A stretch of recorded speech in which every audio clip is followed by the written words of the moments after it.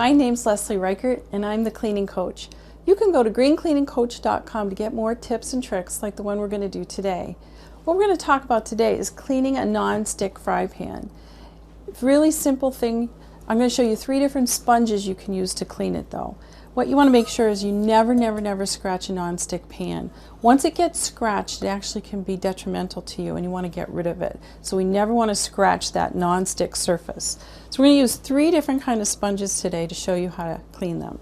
All I have here is hot soapy water, and this is what I call a sparkle sponge. It looked like it's aggressive, but it's not going to scratch the coating at all. But it's going to do a nice job of getting all the different food off of the pan. The other one also is specifically for non-stick pans. Again, just hot soapy water.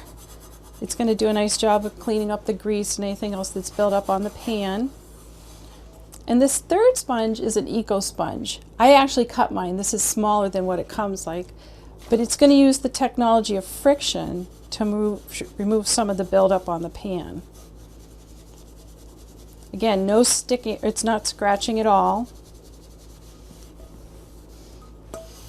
And it's just going to remove the buildup. So those are 3 simple things you can do.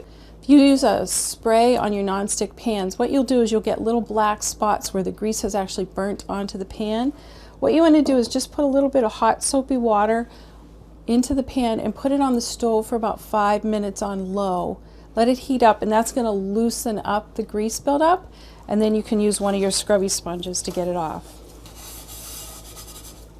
Simple things to clean with.